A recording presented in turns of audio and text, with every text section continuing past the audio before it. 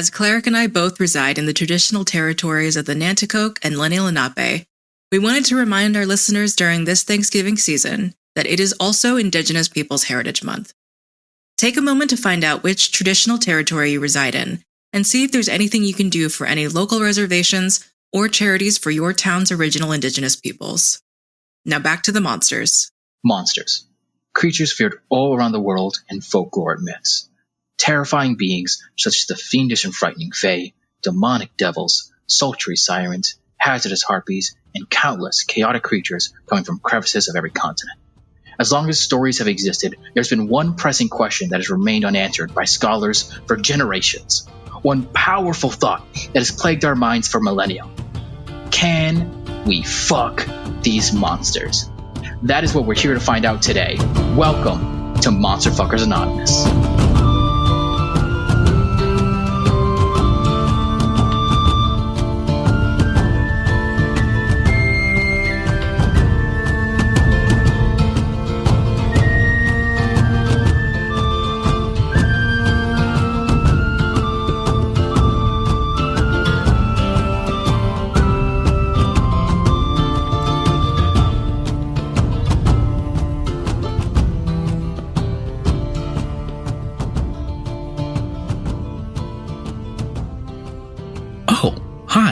Didn't see you there. Welcome to MFA, aka Monster Fuckers Anonymous, and you've just caught us while we're enjoying a little Thanksgiving meal, celebrating not that colonizer shit, but celebrating us being thankful. Thankful to you, the viewer, and thankful to all the monsters that we get to fuck. I am your colorful creature, corny, creamy consultant, Cleric, here to talk about all the monsters that I love and all the monsters that you can fuck. And here, sitting at the table right across from me, is, of course, our tasty, tangy, technical analyst, Joe. Where's the kimchi? You brought it, so I don't know why you're asking where it is. It's at the other end of the table. Right next to our prickly Perry producer, Kez, silently stuffing her face. With kimchi? With kimchi. It is with kimchi. But yes, hello! Welcome to the MFA episode. We're doing a little special theme today because the theme of this episode is kind of Thanksgiving, autumn. Again, not that colonizer shit, but also a celebration of our cultures, a celebration of who we are, and kind of what we're bringing. So I think we've all kind of brought monsters today that kind of represent a little bit of that, a little bit of deviation from the norm, something that I'm super excited to talk about. And I know, Joe, you're super excited to talk about. And Kez has also picked something. I don't know what she picked. She's been holding like her pick over like a plate. Like she has like, you know, those like dinner plates that reveal a tin. She's been like hovering over it while it's stuffing her face with kimchi. I'm so scared of what she brought. She's British. I'm not sure if she's going to survive after all that much kimchi. I don't know. Like, I don't even know she can have that much kimchi. It's wild to me. I know. I'm so scared for her. She's just getting more and more feral by the moment, but we love her for it. So, again, we're going to be celebrating a little bit of, I brought a monster, Joe has brought a monster, and Kez has brought a monster. And we're going to talk about it. The theme today being, again, autumn, end of it. We're about to jump into winter, so we're going to do a little bit of celebration and a little bit of us being thankful to, again, like I said, to you, the viewer, and to us and monsters themselves. So, Joe, are you ready to jump right into it? Yeah! Okay, I'm going to be talking about the white tiger of the East. What? Taoist cosmology represents 5 elements in 5 cardinal directions, with the celestial animals known as the 5 heavenly beasts. The white tiger of the West embodies the fall, the harvest, the evening, and the element metal. She represents a feminine energy. The queen of the animals sits polar opposite to the male dragon in the East. At 500 years of age, she grows an impressive white coat, appearing to the mortal eye when a kind and just ruler sits on the throne and there is peace in the world. I'm bringing you some incredible Asian imagery here. Specifically, this is like Chinese Taoist cosmology. As far as Korean themes go, I think the white tiger of the West has always been very interesting to me because tigers are just very, formative for like Korean sort of culture, and that being, I think, the nation's animal. what really just makes, I think, the 5 heavenly beasts really interesting is that they have these polar opposites because obviously the cardinal directions. So not only is the white tiger, she's headstrong, she's a loner, a proud maverick, slightly wild and uncontrollable. There is also this natural aspect of balance to her, which is the dragon of the east. And I believe the east is what element? Spring. It's looking like. I mean, okay, that was the season. But no, that's still like the opposite of. I think that the dragon represents almost the opposite. Autumn is the end of things, like kind of transition into winter, and spring is the transition from winter to summer, kind of. So I get it. I'm very much interested. I'll be real. Like everything you've described is pretty like at least really cool, like headstrong, kind of really represents peace. Like she's not someone who's you're gonna beef with immediately. She's like, I'm getting this interpretation that she's just like this kind, like assured person. Like I'm imagining her, if you will, as like a strong like union leader. I know that like I was like, she's somebody who gets involved. She's somebody who gets involved in like politics and like has that thing, but she's also a guiding voice. Like she's not a career politician, in which case like that has all that other like connotations to it. She's someone who's like, I want to fight for the people. I want to make sure that you stay on the right path, and I'm just here to help you be who you want, like help you understand what things are going on. Be who you want to be. Be who Barbie you want to be, girl. That's it. That's all you need. That's it. So, okay. So my questions are, because I'm trying to, again, picture an image and I'm just seeing a giant white tiger the only really media that I have of the 5 cardinal beasts, I'm sorry, that's the 5 cardinal beasts are 5 heavenlies. 5 heavenly beasts. Thank you. Is Digimon. Digimon is my really only, well, I know there's others, but that one's the one that sticks out to me the most because there are Digimon based on the 5 heavenly beasts. Oh, that's right. And so one of them is just this giant tiger, has like a little blindfold on. Looks cool as fuck. One of my favorites, genuinely. I'd smash that. Fun fact, original Beyblade monsters based on 4 of the heavenly beasts. So they're big iconography in a lot of things. Yeah, like these are like the sort of, I don't even know if we think about just formative monsters for like, Asian card games, board games, just like anything sort of formative. You start where all the history sort of just begins. Like this is like, it's not, I don't think it's the creation myth or anything like that, but like these are the defining features of the world.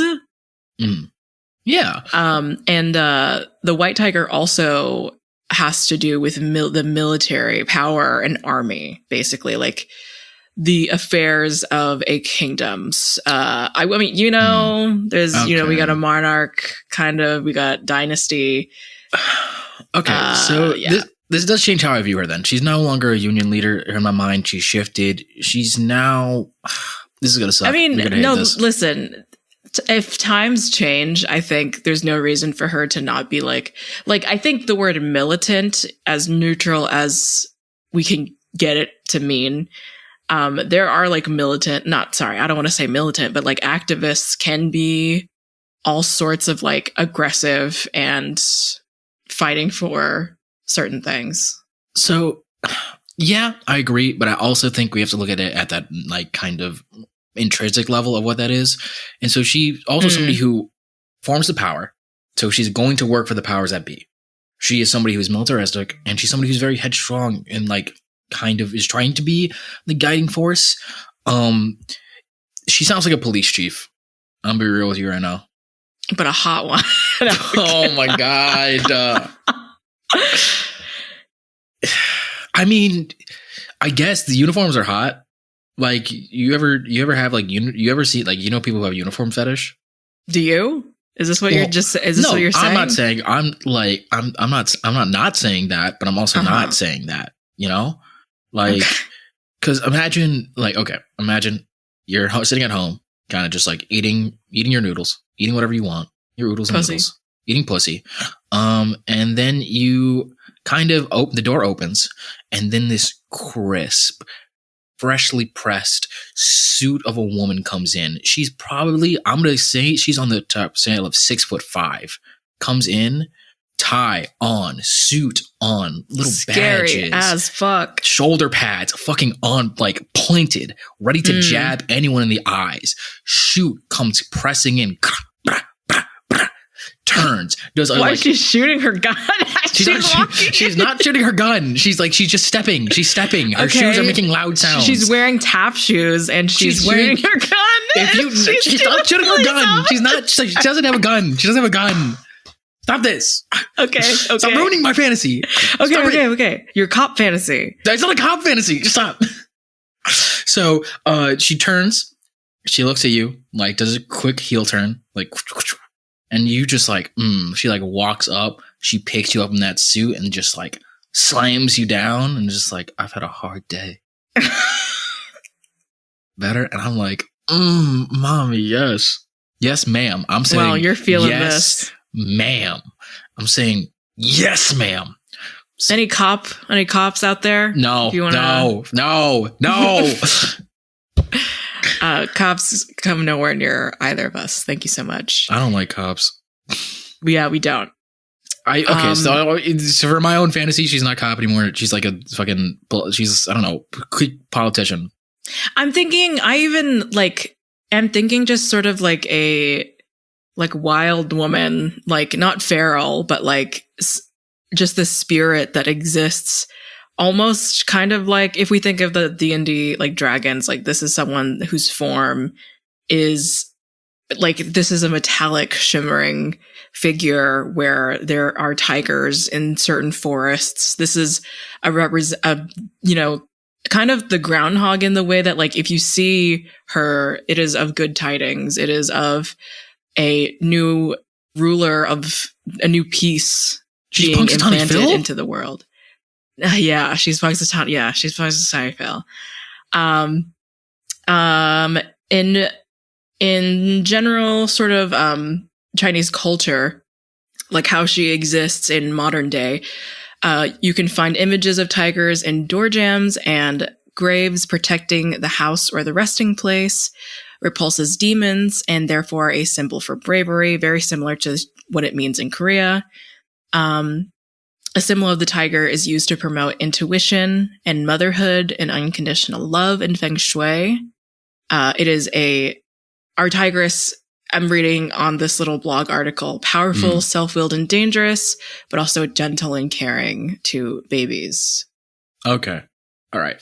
Let's rework this fantasy. We've already like scrapped the previous fantasy. Businesswoman. Scrap that. She's a capitalist.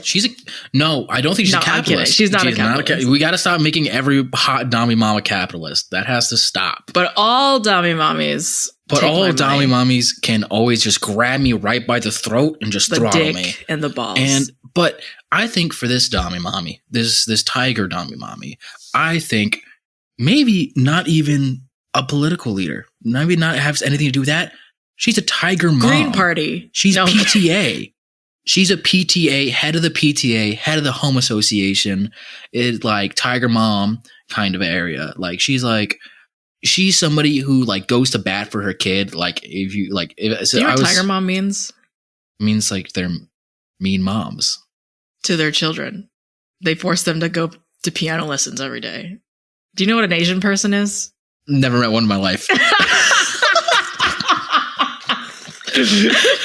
I mean, clearly, but like, yeah, like I love the idea of like a sports mom. Like this is someone very involved. This is 100% a sports mom. This we is love a mom. She's probably like I would say she's a coach. MILF. She's a MILF. Coach. She's a coach MILF. Like she coaches the local, like either she's a coach in the school and she like coaches track and field. And she's somebody who always goes to bats for the kids. Like she will go to the principal and be like, hey, like you got to stop letting these kids, like you stop worrying about academic success. Academic success don't mean shit. Like let them, like some of these kids are good at gifted in like sports. Let them do that. She has like a fat, hairy mom bod and she's white hair, like gray hair. Yeah. So this is not a MILF. This is a GILF.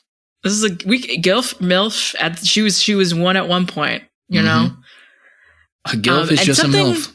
A MILF, just a MILF. Something that's also very attractive to me personally is that this polar opposite thing that she has going on with the dragon of the East.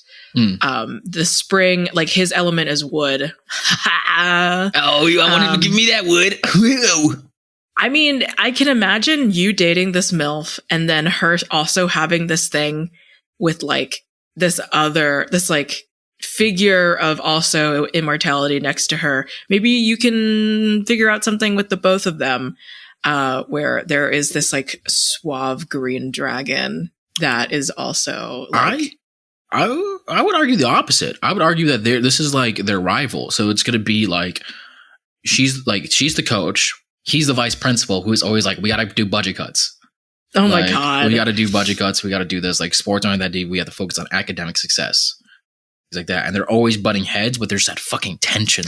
I think it's a hippie. I think he's a hippie because he's the spring and like fertility, spirituality. Oh, he can put dragon. A baby in me any day, but he's not who we're talking about today. Right, so exactly. But if they came together, I would not be opposed to either of that. I don't know. The face that Kez just made when I said that he could put a baby in me. Do you want to quantify some worth? Do you want to quantify? Yeah, let's take all their personal values and quantitate it to a number that we can then rate to whether or not they're good or not. Something like a Popo scale. Whoa, look at that! The fuck is that? We're back to it. So Popo scale started off with possibility. How possible it is to get with the white tiger. I don't think it's that possible. A ruler has to show up in the world. Yeah. That is kind and just, and there is peace. That's not happening. Yeah. The queen's dead. We're fucked. She was not ever a part of that equation. She's lost her chance since she was born, dog. Like,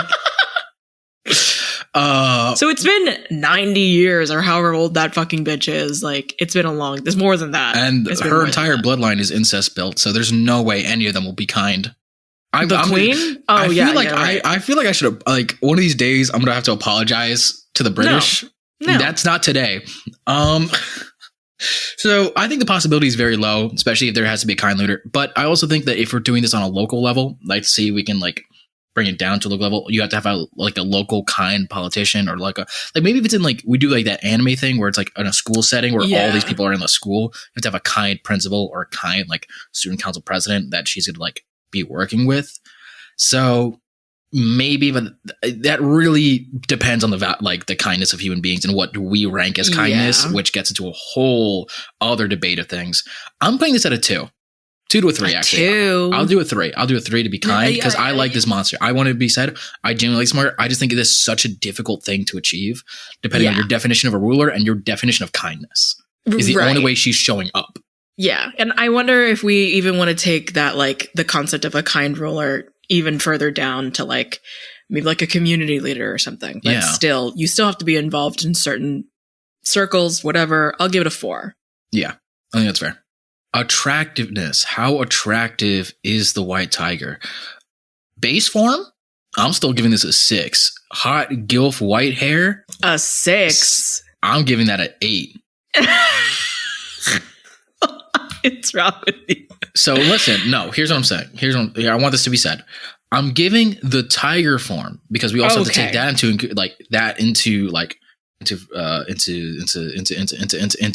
to factor that in. Mm-hmm. So the tiger form is still hot. That's a giant fucking like hot psychic tiger. Yeah. But then if you factor into they can shapeshift, they turn to a human guilt form. Again, I'm giving that an 8. But if we're just doing the tiger form and I have to make out with the tiger, I'll still give that a 6. So, you know what? To be fair, till we get a quantitative score, just one score, 7 flat. Okay. This is a 9. Fair. Why? We can love each other anyway. Anyhow, she'll be my adoptive mom. I don't know. Just want to be involved. God, I just wanted her to choke me. Yeah. And she could. Speaking of... Someone please just choke me. Speaking of choking, audacity. Cass, we have to say that both at the same time, please. So, audacity. How audacious it would be to get with the white tiger. Very audacious. A little bit. You have to be a ruler. You have to, first of all, to get super involved with her, you have to be a ruler. Yes. And then you have to be considered a kind ruler. So that makes it... I thought you were going to say a cunt. To be an absolute cunt. No, you have to be a kind ruler. So if that's you and you get like involved in whatever, we'll do at any local level, say community leader. I can see that for board. me, not so much you. What the fuck is that supposed to mean? So you got to get involved somewhere in the local level. Yeah. I've never been canvassing though, so that's kind of fake of me. Canvassing sucks. I'll be real. Yeah. I've done it. I've done it a couple times. It's not great. Yeah. Yeah. But you have to get involved, and you have to be considered kind, and you have to be considered like so many different things that are like get factored into it. It's very audacious. And then she's somebody who wants to get like, is very headstrong, very like, I need to, like, I feel like this is right. I feel like if she thinks something's right, she's calm, like she's going for it, which is sometimes be good, sometimes be bad. You get shortchanged at the gas station. She's going in there and she's beating she's yelling at the cashier to get it right. Someone bumps you on the street when you're walking. She's going to go challenge that dude. Be like, hey, you didn't apologize, which good or bad, how you feel about confrontation. There's like a CBD cures autism sign in like a store. She's going in there to get it taken down. Yeah. So she's somebody who will start something and she's going to see it through. She sees something wrong, she's going to act. And depending on how you feel about confrontation, that how do you feel about confrontation? I'm somebody who likes to talk things out genuinely.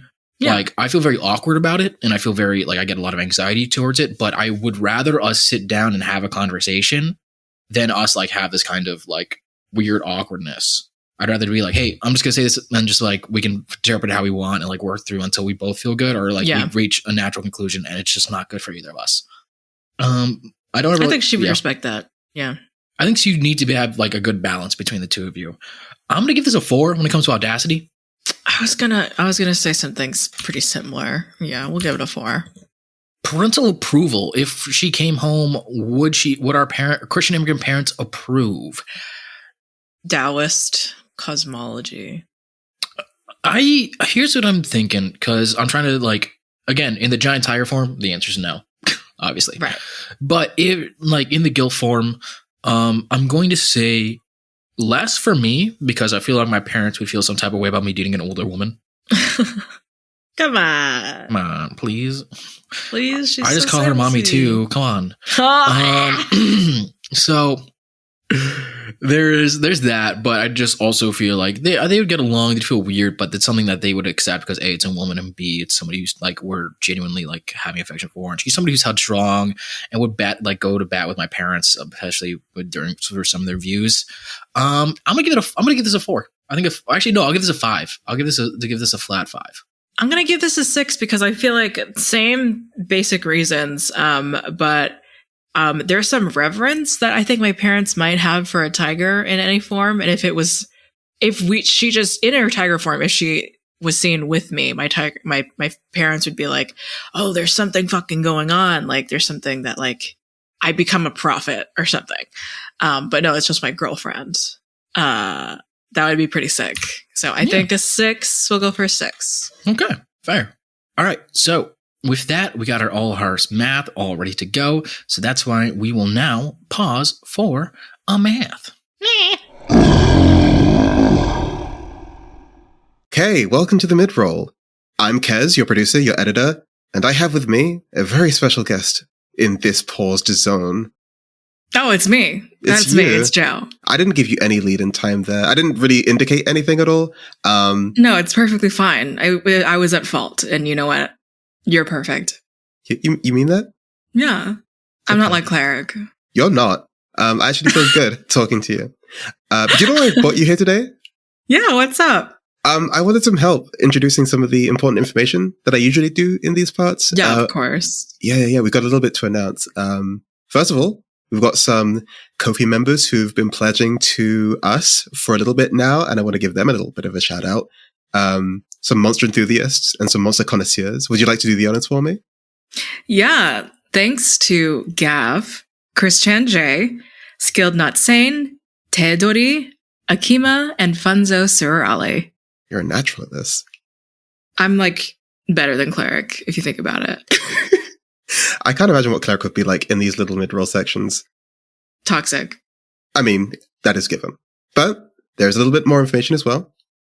You can follow us for free on ko-fi.com/monsterloverpod to read our weekly updates where we post announcements, behind the scenes updates, and what some of our podcasting friends are up to. For example, did you know that Cleric and Joe were recently part of a Vampire the Masquerade one-shot over at Goblets and Gays? Or that on December 2nd, they'll be hosting a tournament-style panel at PAX Unplugged with our friend RK Wild that'll determine which monster actually makes the best lover? You can read all about that sort of stuff on our Ko-fi. More like RK will be moderating us thoroughly. Yeah. Because we will be at our necks. We'll be killing each other. See, the listeners here don't get to hear me during the recordings, but I am either laughing my ass off listening to the two of you go at each other, crying because the two of you are ripping me to shreds, or just silently observing the chaos that you two bring to the table. Yeah, we're also on Twitter, Tumblr, TikTok, and YouTube as Monster Lover Pod. So if you want to keep up to date with us, why don't you go ahead and follow us? Give us a little follow. Now, we have an ad from Goblets and Gays to play for you, and then we'll get right back into the episode. See you later. Let's go. Welcome to Goblets and Gays. We are a Pathfinder 2e focused podcast that uploads every Wednesday. In our flagship show, Blood of Kings, you can listen as a gaggle of gays grows into heroes together, from their adventures hunting down a lost city to trying to open the Feywilds to save the magic of the world of Cyrene. You can also join us every Monday over on Nat 20 Productions' Twitch channel for Wayward Arcadium, our very chaotic game set in a magical school. Listen as our cast tries to pass all of their classes while dealing with drama from all sides. You can find our shows anywhere you listen to podcasts. Follow us on all social media channels at Goblets and Gays. Join our Discord community and support us on Patreon for early episodes and special releases. And remember, eat your vegetables. All right, Joe, what you got from math for us? So, Cleric, the White Tiger of the West. Did I say the East last time? I don't remember. I'll be real. I don't remember either. The White Tiger of the West. For you got a 4.8 Really? average. I got a 5.8. And altogether, a very strong 5.3 for White Tiger of the West. Okay, I'm satisfied with that. A 5. I want it to be above a 5, but again, it takes. I think there's so much like contextual that you have to take with it. Like, you have to have a kind ruler. There has to be a ruler. Has a lot of headstrong stuff going on. So I get it, but I think this is you're above average. Like, this is a good like monster to be with. How did we let this happen, Cleric? I don't want to talk about the scale. I don't. It has a 1 point, like exactly 1 point above. I'm not doing this. The scale, we understand it's broken. We get it. We're not fixing it.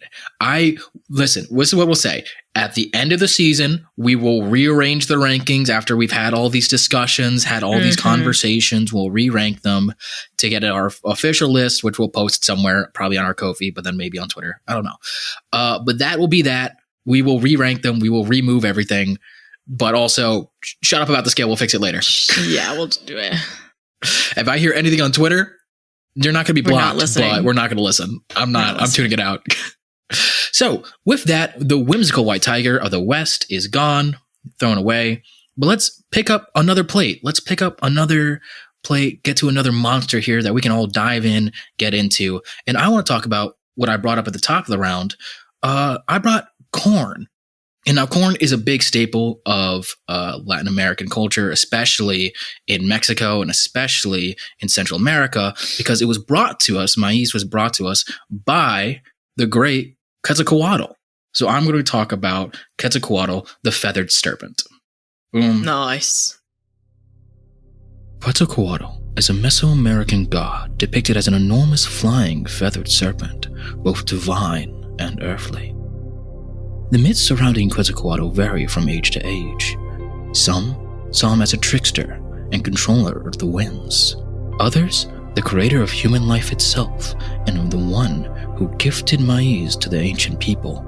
In all things, though some lost to time and destruction, Quetzalcoatl remains a benevolent spirit to all.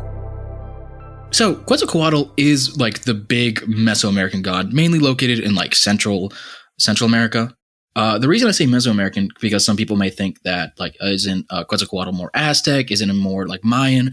It's because the feathered serpent has been iconography throughout Mesoamerica. It's been iconography on temples, on there are these pyramids that are located in some parts of Mexico where like the stairs are going up, and on the side of them there are depictions of the feathered serpent. Some may associate that with Quetzalcoatl. It may have been a previous god through a previous era, because even before the Mayans and the Aztecs there were other civilizations. But Quetzalcoatl's, the iconography for the feathered serpent, has been around for centuries, even millennia. So Quetzalcoatl's iconography and the feathered serpent iconography has been around for a while. So that's why I say Mesoamerican, because it's attributed to several different civilizations, which also makes it kind of hard to have a lot of descriptions for it and a lot of lore. Yeah. The reason being, and I find this super interesting, and one of the parts I want to talk about this, I also want to say I am Puerto Rican, so I am technically Taino, but not Aztec or Mayan, but I still want to talk about it because Latin American culture, every time. But when it comes to myths of Quetzalcoatl, there aren't actually a lot. The reason being because like the feathered serpent has been around for so long and nobody thought colonizing pieces of shit were going to come anytime soon. It was such common knowledge of what Quetzalcoatl was and his origin that no one was like, we don't have to write this shit down because it's so obvious. We're going to teach this to her. Like we're going to have verbal history. So of course we can teach this shit to everybody. So the myths that he's involved in somewhat are varied. Like I said, sometimes he's a creator god. He's the one who like created life. Other times he's like the son of the creator gods. And other times he's just a feathered serpent that chills around, who like literally got corn. He's the reason that corn exists or maize exists in Mesoamerican culture, because he either flew on top of a mountain and literally picked up a giant pile and brought it, or he turned into an ant, crawled over and picked up a seed and brought the seed back, and that seed became bountiful of the maize for everyone to eat. So that's Quetzalcoatl. Again, a giant feathered serpent, usually. So he's very benevolent, very kind. Like I said, sometimes a trickster, but he's mostly been known as a benevolent god who loves humanity. I also think dragons are neat, and I want to fuck a dragon. Yeah. Yeah, of course. Yeah. So I've talked a lot. What are you thinking? Also very interesting. I'm looking that he is a representation of rain. Yes. And also wind. So yes. I think autumn, I'm not sure if autumn is the general wind related element for any particular reason. Very interesting though. Yeah. It's very windy, it's usually windy during the fall seasons. So I understand, like, rain is always common. I will say some things to talk about. Sorry, I almost just threw up for a second. I don't know why it's going on in my stomach right now. I don't know. How I feel all the time. Yeah. Maybe I shouldn't be eating during recordings. Anyway, so about Quetzalcoatl, there are descriptions of Quetzalcoatl as a man. He usually comes down as a man, bearded, usually like very much dressed in usual garb, comes through.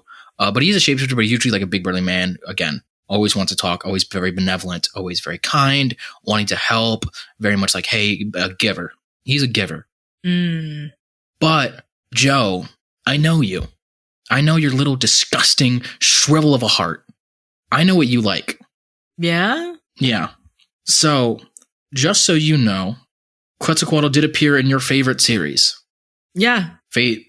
Yeah, that's true. And here's what Quetzalcoatl looks like. And I will describe it for everyone watching. They made Quetzalcoatl a white woman. White. That's a white man. I don't even know. I don't know why they did this. But Quetzalcoatl is a blonde-haired, blue-eyes woman who apparently, I don't know, it's a villain. I saw that it was like, there was a time where everyone fucking beat the shit out of her and like she beat the shit out of them. I'm not sure. I thought you would know a bit more information, but I know she's in Fate and I know they made her a blonde white woman. Not of grand order. We'll have to call in Ibrahim again for Fate monsters, honestly. I also want to put a picture of what Quetzalcoatl looks like in dragon form. God, I've thrown a lot of information at you. I've thrown a lot of just like blah blah blah. So what is your first thoughts? I mean, I'm thoroughly enjoying this I'm also seeing specifically the epithets controller of winds and bringer of Mays. I think if ever I see this god, immediate good tidings for cold fucking weather. God bless. And like autumn and winter crops and foods, like root vegetables and things. I'm having this is someone that you feel at home with. Yes. I feel. He's someone I think who's kind. Like, if I were to give him like a very modern day interpretation, I think Quetzalcoatl is somebody who works at a food bank.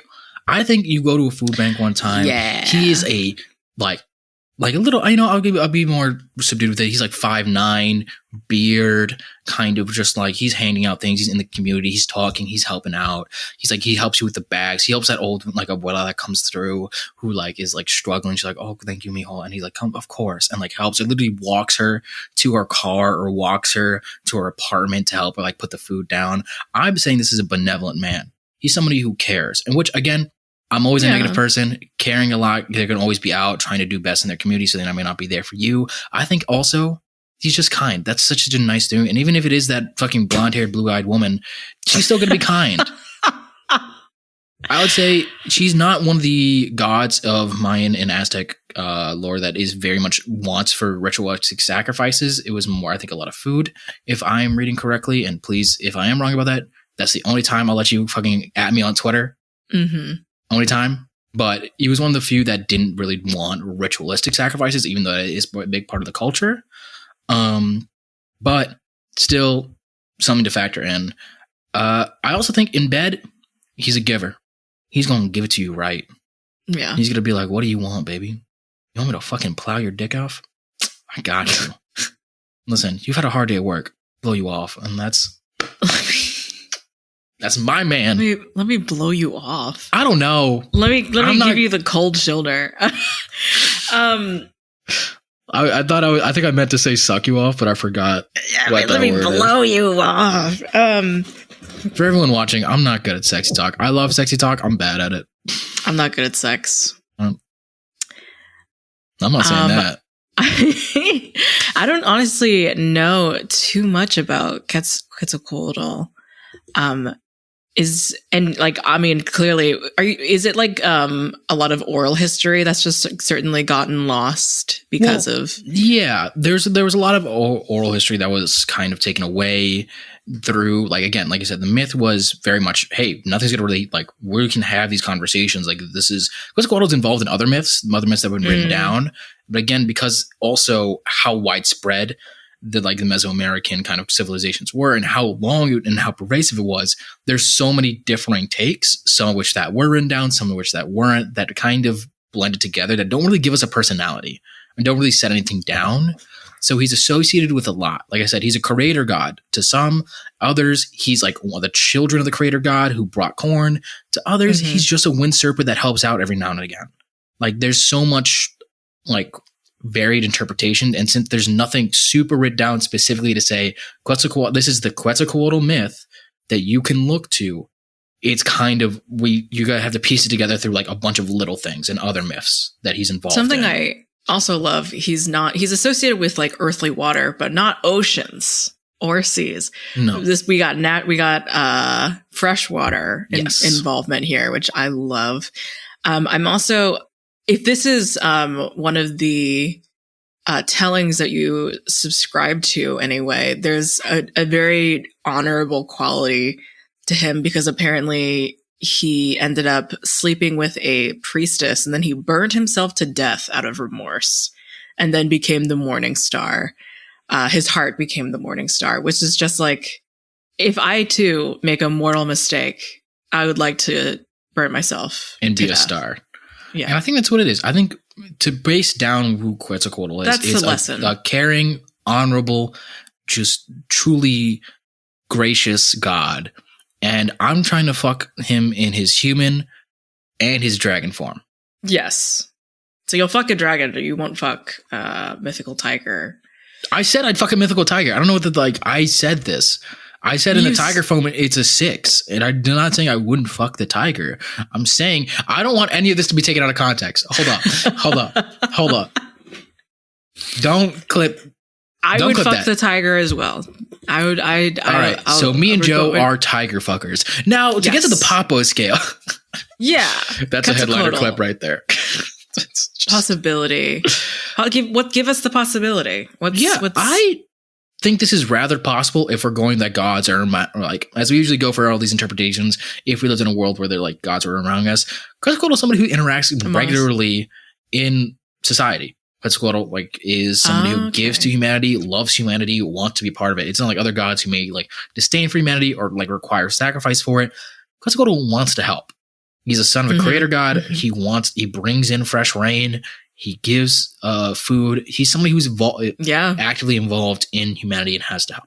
Yeah, definitely. I'm saying this is a 7 in possibility. I can't argue. Like, I think that's very reasonable. Sorry. Are you gonna sneeze? Yeah, I thought I had to sneeze, but we're good. Okay. Now for attractiveness. How attractive? 9. Fucking 10. This is a 10. Easy. Any of the forms, I'm slam damn. Thank you, ma'am. Wrap me up. Blow me off. Turn me into a piece of corn husk. Husk me like a corn. Split me in corn. Take me side to side like a cord of cob. I hate somebody this sucked bit. your dick like a corn. I mean, from no, the side. Like, no. I will say I've seen like. This is going to be TMI. Wait, this is the fucking... why am I saying it's TMI? It's a fucking podcast about this. I was watching porn one time and like... Yeah. There are people who like... They're like... When they get sloppy with it, they go side to side occasionally and they're like... Yes. It's like, it's weird. But it's also weird because I'm like, how are anyone getting enjoyment from this? Like, I do what you need. If you enjoy this, I guess. But I'm feeling like weird that this is all you're focusing on and it's been 2 minutes. Like, let's move on. Let's do steps. Yeah. But yeah. My porn watching aside, Audacity. It doesn't seem audacious. It doesn't seem audacious only by the form. I think if you're trying to fuck a giant feathered serpent. Oh, yes. Audacious. Right. But that's still like about a 5 that we're working off of. Yeah, I think that's base 5. But he also slept with a priestess. So like that's... Yeah. He slept with mortals. And she didn't die or anything. Yeah. Like she was fine. She lived. I'm giving this a 7. I'll be real. I think I would give this a 7 to an 8 if only, like, again, it's a giant feather serpent. It's a god. Godlyhood always makes things kind of tough. And again, always kind of doing his own thing. I'm going to give this a 7. Actually, I'll be real. I'm going to be biased. It's an 8 for me. I'm going to give it an 8. I was going to say, if you're giving it an 8, I mean, I have no reason not to also. Yeah.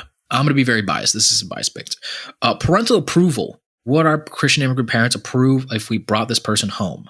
A little bit less. A little bit less. It's a little bit better for me because this is me bringing home another Hispanic person. So points up to there. Depending on the form, this really does change. Right, because we have the serpent aspect. No, I wasn't factoring the serpent aspect. That was out of my mind. It was either I'm bringing home a man or I'm bringing home a white woman. So neither one of those are good options for me. No, not the fate type moon one. Yeah, so this is not a good look for me either way. The one good thing about Aryan Quetzalcoatl is that she's a writer, which I mean... I blame Fate Stay Night. I blame Fate Stay Night so for so much. I'm using 5 as a base. Yeah. I'm going to give this a 6. I'm going to give this a 4 because I think it is just I don't know. There's no way the feather serpent is passing. I want to say this right now. There's no way the feather serpent is passing. I'm going off more personality and the other forms. And I think also the Spanish ruined everything. So obviously Christianity is the only thing that my parents have based off. I think they'll abide by. Our religious trauma aside, we have the scores. It's time to get them all together to get our overall score. So, Joe, let's pause it up. Pause for me. Pause for math. So, Joe, what we got? What are our scores? Our scores are a strong, healthy 7.8 from Cleric for the Quetzalcoatl. For me, it's a 7. So altogether, Quetzalcoatl gets a 7.4. Wonderful. And where does that rank in the big list, if I might ask? I don't know. I haven't been putting it together very well. I think Kess has the most organized version. It's definitely up there. Dryad is a 7.5. Kitsune is 7.3. Well, I will say, every time I pick a dragon, it's a win.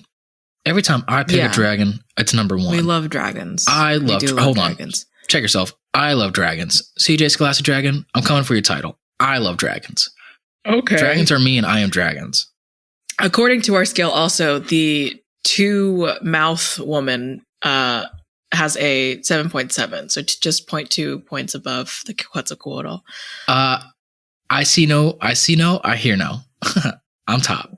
Okay, But just a 2-mouth woman who's she has 2 mouths, and that's all that's about her. okay, so you're saying that the 2-mouth woman ranks higher than the Latin American god? According to this list, winds this and is creation? what we did together. So I want to say that's a little bit racist. But now let's get to the. I don't even know what a Q fucking descriptor would be for Quetzalcoatl. I can't even think of one. I would like the first one that came to mind, Quizzical. That doesn't make sense. Yeah, Quizzical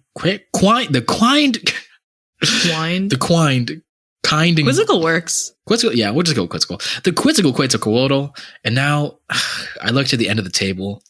Kez has finished her bottle of kimchi and is sitting there just waiting to reveal whatever is underneath her tin plate. Do we have to? I know this was a potluck. Did we have to? She's shaking her head yes, that we have to.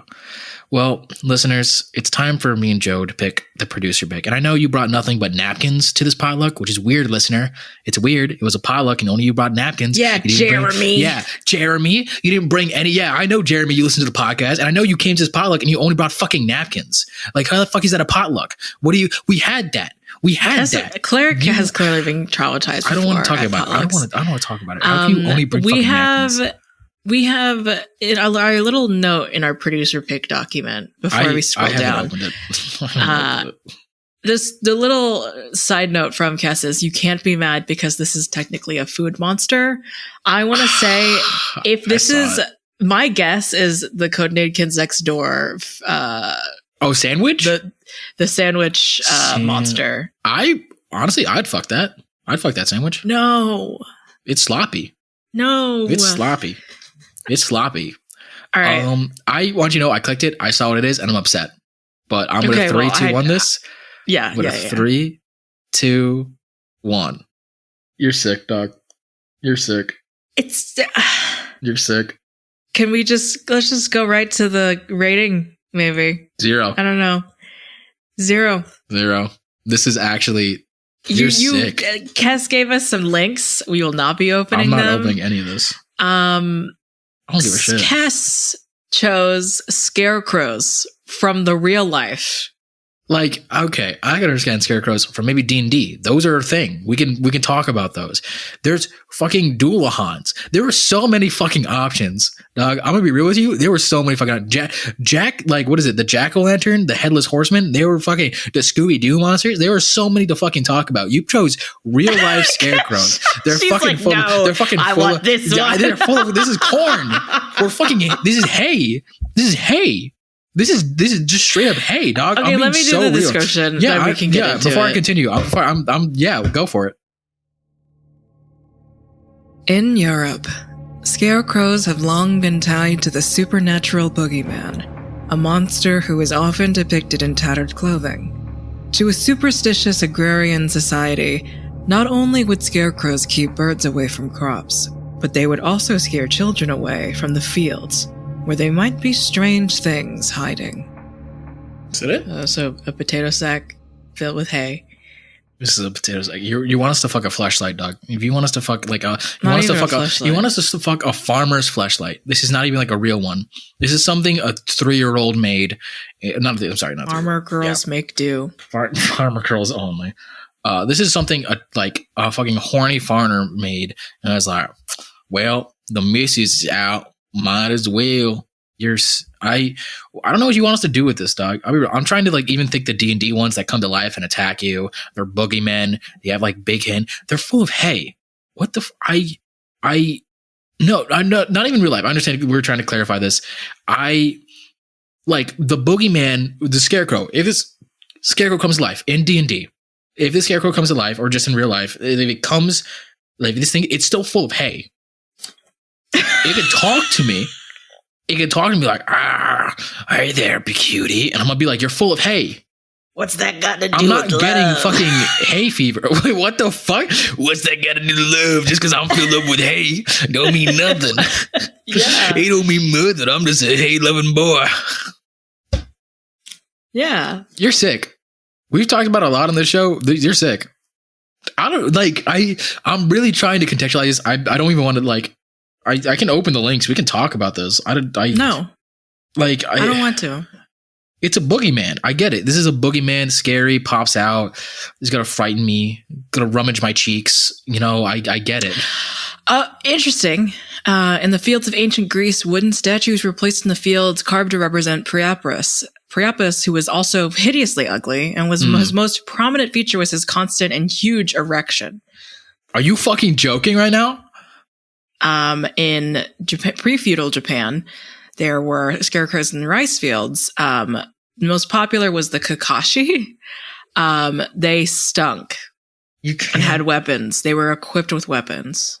Okay, so what you're telling me and what Kaz is offering up to us today is either a Greek demon with a boner or a stinky Naruto character. Now, I'm... Priapus versus Kakashi is never something that I thought that we would have to even consider. This is horrendous, because if a scarecrow walks up to me with a boner in the fucking Six Flags haunted mansion, I have issues. I'm going to management. There's no way you can. There's no going to management. There's no way you can make that sexy to me. If I'm on a haunted hayride and you come at me with a boner or smelling like shit, I'm leaving and writing a scathing Yelp review. Absolutely. I mean this with all the amount of love that I can muster at the moment. What the fuck you want me to do with this? I can't make this sexy. I genuinely can't. Sure. Okay. Okay. Maybe we can. I'm going to try and be positive. How? Is there any good lore about this? I know it stays away bad things. There's Scarecrow, the Buck-in' Batman guy. Oh, and he's British too. That's not good. Fuck. He's British, and also I found out recently. I forget who I was talking to. Someone in the Nameless. I think it was Oleander. Oleander just talked about it. How Scarecrow is just evil. They realized that he is not insane. He's just the evilest person to be around. Sucks. So they were going to send him out of Arkham. They were like, this man's actually evil and should be locked up in like a giant just prison. And you want to fuck a British evil person? So the only positive I can think about is this is a farmer's boy. Huge Not cock. really. He's got a huge cock, but he's a farmer's boy. You meet him on a hayride. He's kind of scary, but that's once you get to know him, he gaslights you into thinking he's a good person. I don't know what you want me to do here. I genuinely, I'm so stuck. I'm not working with a lot. I usually like to not be I'm usually mean. Let me say that. I'm usually very mean to these monsters. Yes. I feel bad being mean about this. Because I'm looking for not a shred of goodness. There's not a shred of light that I can focus on to then be mean about. Joe, I'm lost here. You're looking at the articles. Do you got anything for me? No. Fuck you, Kes. Fuck you, Kes. This is a stinker, dog. This is a stinky. This is a stinky winky. You've created an undesirable. Congrats. Congrats, Stinky. Congrats. Love you, Cass. Let's just jump to the Papa scale. Let's just jump to there. Let's speedrun this. I'm not even speedrun. I'm going to just shit on this entire time. Possibility. Cornfields exist. I'm not going to a haunted mansion. I'm not going to the Six Flags. I'm not going to a cornfield. I'm not going to a cornfield. Corn makes me uncomfortable. Have I talked about that? How corn makes me uncomfortable? It makes me uncomfortable too. I get anxiety in cornfields. Because again, I grew up in a city, so being around only corn and having nothing but corn and just spaciousness freaks me out, genuinely. It's pretty scary. I don't want to be in a cornfield. You may our viewers may be in near cornfields, which I'm so sorry. But so the possibilities are 3. I'm going to say a possibility is of encountering a cornfield. Like a moving corn, like a scarecrow, or there's a fucking scarecrow. I don't even know, because cornfields are common in the middle of the country and shit like that. So there are cornfields where you can meet a scarecrow. I'm gonna do this to a 2. Let me rephrase that. I'm putting this to a 2. I'm not even giving this one. There are cornfields. That is the statement for possibility. There are cornfields. That's it. I don't know what the definition, how we're operationalizing possibility. I'm going with it's possible to encounter them and it's possible to have a conversation.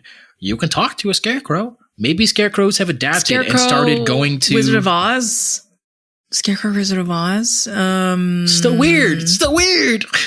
I'm giving it a 3. No, 4. It's cornfields are common, scarecrows are common, and if we're doing this even more modern and scarecrows have had to adapt with growing cornfields and shit like that, they're employed by fucking Six Flags to work their mansions or corn mazes to work there. So if we go by those possibilities in this modern kind of AU that we have for all our monsters combined, scarecrows work there. I'll give us a 3. I'll bump it up. I'm sorry. I'll bump it up to a 3. Attractiveness. 0.5. We can't do a 0 because it'll be just like, can we do a 0? I'll give this a 0. I'll be sober with you. I'll give this a 0. We can't do zeros. 0.1, actually. Let me rephrase that. I'm going to give this a 0.1, not even a 0.5. Can we even do that? I don't think we should. I'm sorry. I'm so viscerally upset by this. There's not a shred of light. You've given me nothing. There's not a shred of hope.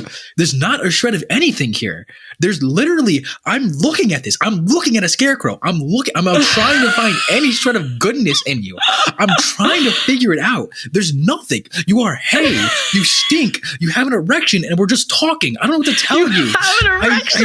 I don't know how to have, I don't know where to go from here. Genuinely. I don't. This is like if I was on a first date with this person, I'd never walk into the restaurant again. I'd never walk into that area of the city again for the fear of encountering this person. 0.5. You've presented me nothing. You've presented me. I don't think I've gotten this upset at an episode in the recent history. You definitely have. No, I have. You definitely have. Audacity. What do you want me to say? What do you want me to say here? Genuinely, what would we give the audacity of the guys that like fuck pumpkins and Pornhub? I don't want to think about the chicken sandwich guy. The chicken sandwich. I mean, honestly, hats off to the guy that put a mason jar up his ass. I feel like that was definitely more audacious. That is more audacious than fucking a pile of hay that you put a flannel on. You're gonna get something. This isn't that audacious. It's a pile of hay in a cornfield. I'll be real. It's still like a 3, 4. I'll give this a 3. I feel so defeated, genuinely. Not because this isn't even my pick. I don't know why. Like, this isn't even my choice. I just feel like a long day. This is drained me of my energy in a way that I can't even fucking begin to comprehend. Like, I feel like we were doing all smooth sailing. I was talking about my culture. We were talking about we were having these conversations, and Kez just literally, we were sailing, destroyed the sails. She was eating kimchi. She smelled bad. She came to the potluck with a huge strap on.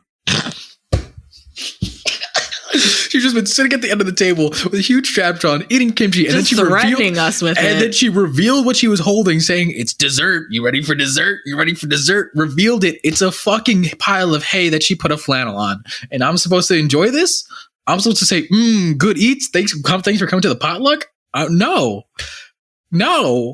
You're the reason we're not allowed in Denny's. Parental acceptance. 0. I can't even think of a personality like to even warp my head around this, or if scarecrows are real, because this is just a boogeyman with an erection. This is a pervert. It's a pervert. Not even the fun kind. It's just a pervert. It's not real. I know, but still, Okay, well, the math is I don't know what you want me to do here. The math is going to be easy. I don't know what you want me to do, Kez. A 0.5. I'm not. You want to do some math, buddy? Just fucking do some math. I don't even want to be here anymore. This potluck sucks. Okay, let's find the math.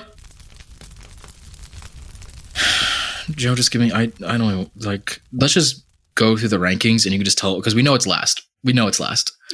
So let's go from just ranking the rest of them, like for this episode, and you can just tell me the score afterwards, like as the last place. So at first place is with a 7.4, Quetzalcoatl. We know. I can't even be happy about that anymore. I can't even you've associated now like Scarecrow, Corn, Quetzalcoatl brought Corn. I blame Quetzalcoatl for bringing fucking maize into the world. Fuck you, dog. Second place, 5.3, the White Tiger of the West. I think that's fair. I think it's above average. That's solid. I think, again, just harder just to be elusive. Around. Yeah. Just elusive. It's very difficult. And with a whole 2. The Scarecrow. Is that our lowest? That's not the lowest rank. I remember. That's not the lowest. Got worse. Got worse. But is it second place? I think it's second place. That has to be second. It has to be. That has to. That's just right too. Other ones have been like 2.3, 2.4. That's the second worst monster. I think that's Kez's worst pick so far. No. So Kez's worst pick. Yeah.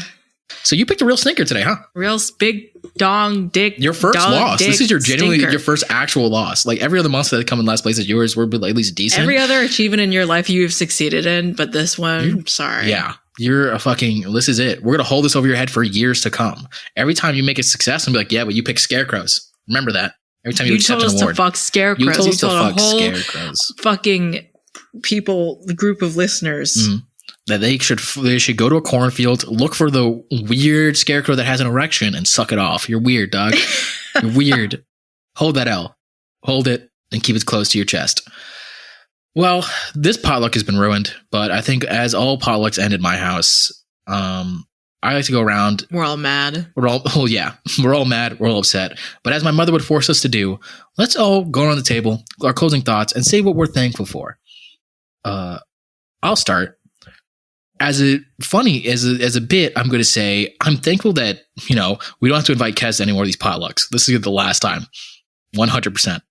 Not even remotely happening anymore. But in actual answer, I want to be thankful to, you guys who are listening. I know we come back from a break, and if you're listening to these episodes, it really does mean a lot. Like getting the support on TikTok, everywhere we have stuff, does genuinely mean a lot to, I think, me and to everyone here. It really does show that even though it's very niche content, it's something that you guys enjoy. I'm thankful to the team.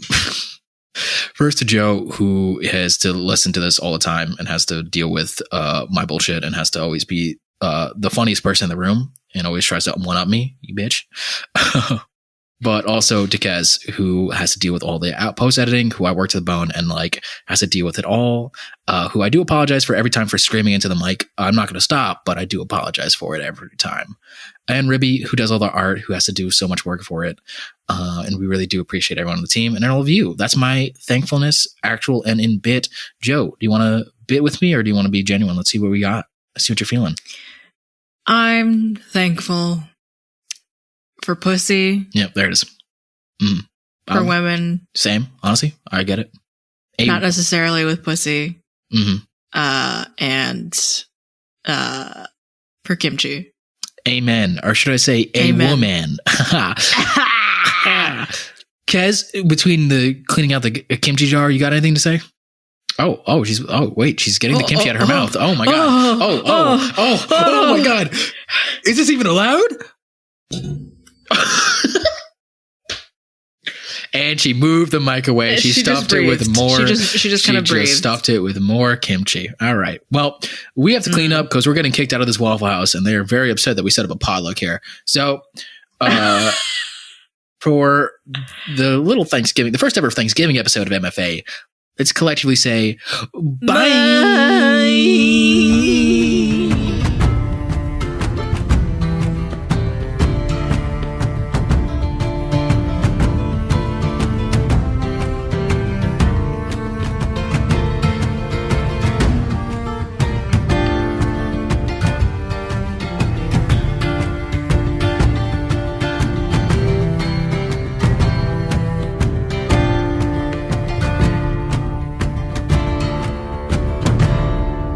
With me, as always, is the tasty, tangy technical analyst, Joe. Fuck Thanksgiving. I haven't even gotten to that part of the bit yet. What? What more of the bit is there? I hate this.